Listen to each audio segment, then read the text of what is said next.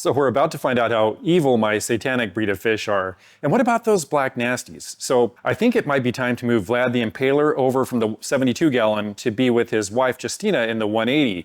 But I'm just hoping they don't murder each other. And I guess that's really all we can hope for marriage anyway, right? Satanoperca is the genus of the fish I'm going to be talking about first here. And yeah, it's actually derived from the word Satan. It's no accident. So this guy is alone in San Quentin over here, but I have two others in separate tanks that I want to join him. Originally, I had another one in there with him, but I had to take him out because he's getting chased all the time. But today I'm going to put two others in there with him, and I think it'll be different. Hopefully it will, but we'll find out. Hopefully he doesn't send them to their graves.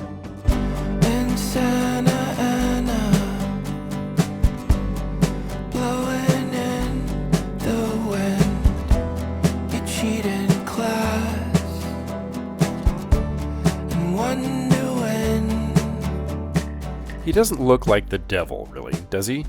He actually kind of looks kind of cute as far as cichlids go. They used to call these fish Geophagus jurupari, but they changed it to Satanoperca jurupari.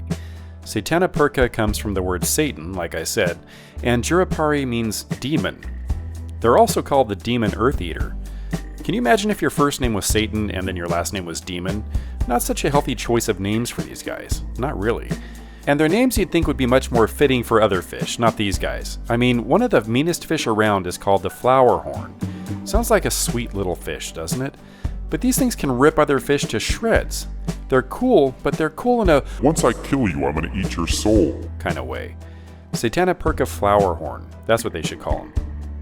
Call the jurupari something like the sparkle horn. See, they have all these sweet little glistening spots all the way down their bodies.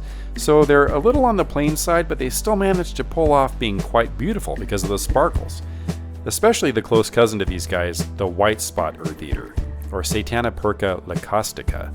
These guys are like the royalty of the bunch. Look like they're wearing sparkly robes and demand to be worshipped. Sparkly. I do have some little ones in this 20-gallon tank right here. Very little guys. But the good news is they're really slow growers, so it should only be about another 5 years or so before I can plop them in San Quentin. I'm exaggerating, but still. Anyway, I love juruparis. Always have. When I was a kid, my dad called them japaris, and I didn't learn the correct way to say it until like 3 years ago.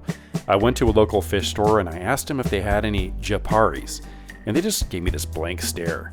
I tried describing the fish to them, and finally they were like, "Oh, I see. You're an idiot. That's why I was having so much trouble understanding you. It's juruparis, and no, we don't have any." Embarrassing.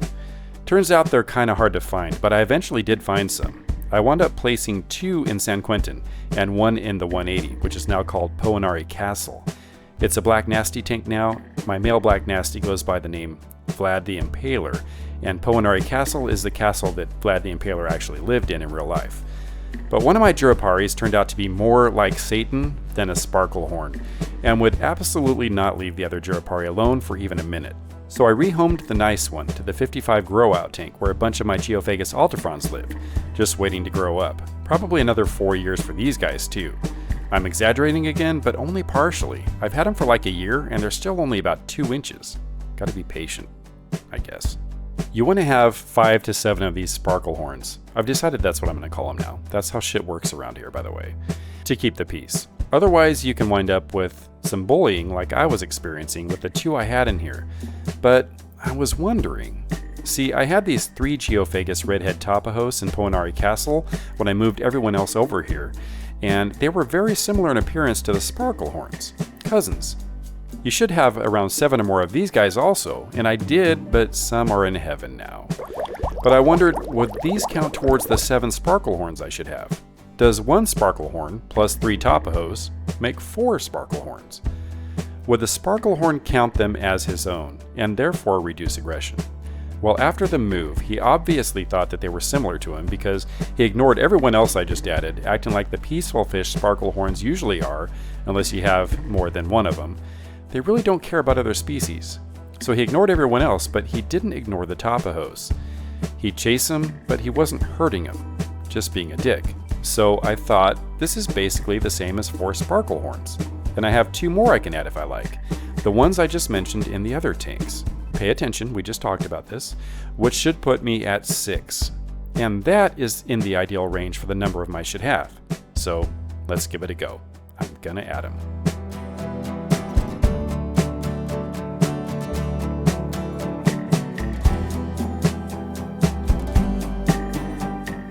I forgot to hit record on the first sparkle horn I added, so this is all you get, unfortunately. This channel is really just a shit pile of disappointments. I apologize. But really, I'm pretty darn surprised at how the incumbent sparklehorn Dick, that's his name by the way, I just named him right now, I'm surprised at how Dick is handling things. The other two seem to be getting grafted into the herd. He's just swimming up to him, going around him, kind of acting like nothing's new and these are just his old buds, but definitely not showing him his nasty side. So maybe this does count as 6 and things are going to be just fine. And you know, even if Dick starts acting like one again, I don't think he'd actually hurt anyone. He'll do some chasing, but I think that's about it. And there are enough sparklehorns, or sparklehorn lookalikes in here now, that I doubt he'll single out just one of them to torment day and night. One can hope anyway. Alright, I'll come back in a couple days and see how these guys are doing. But for now, it's time to get nasty. If you recall, I added Justina, the female black nasty, to Poenari Castle and left Vlad the Impaler to his lonesome in the 72. That's because it turned out he was being abusive to Justina. Her tail was a bit on the shredded side, which I didn't like to see. Bad Vlad the Impaler, bad boy. I decided I'd let her get used to Poenari Castle alone. Maybe she'd spruce up the place, add a woman's touch, let the caudalfin heal up, and then, when the tail is all better, plop. Guess what? Vlad the Impaler, sweetheart. Here's your abusive husband again, Justina. My hopes, however slight, are that she will feel like this is her castle, and Vlad the Impaler will feel more like he's the new guy and take it easy on her, at least for a while. I know this is unlikely, but it's the best I can do. If she gets her ass kicked again, I'll have to figure something else out, but for now, this is it. So let's get Vlad and reunite him with his long-lost love. Kind of like when Count Dracula seeks out his long-lost love Lucy. Isn't it so romantic?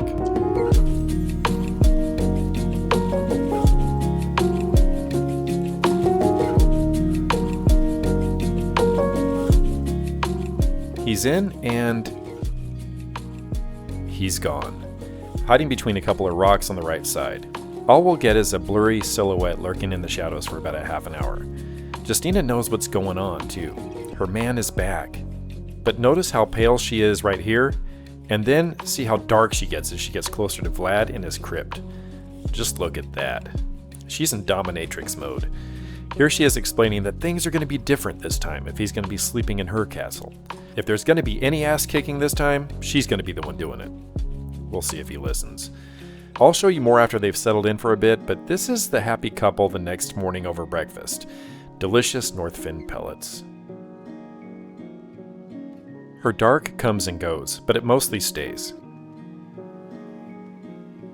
As she gets larger, she'll become mostly solid black with a white face and some white on the fins. Really pretty. But she's already pretty, isn't she? Yes, she is. I'm so excited. It's been a few days and it's time to see how those two new sparklehorns are doing. Day 2 did see a little chasing. Dick had to let the new guys know and the Geos know who the biggest stick in the tank was. But then day 3, that's what you're seeing now, he's mellowed out a bit. And I'm pleasantly surprised to see the 3 of them hanging out together a lot. I didn't expect that, at least not this soon. There's still no question about who's in charge, and that's fine. There's got to be a boss, I suppose. I'm just happy that there's peace in San Quentin. You know, this is actually the first time in my life I've had more than one of these in a tank. It's always been just one, and they never got very big because I didn't know what the hell I was doing, and they just die. Fortunately for these guys, I know a little bit more now. These are around 4 inches to 5 inches long. I know everyone looks small in a tank this size, but a lot of them are pretty big. Like Buck and Percy are approaching about 10 inches.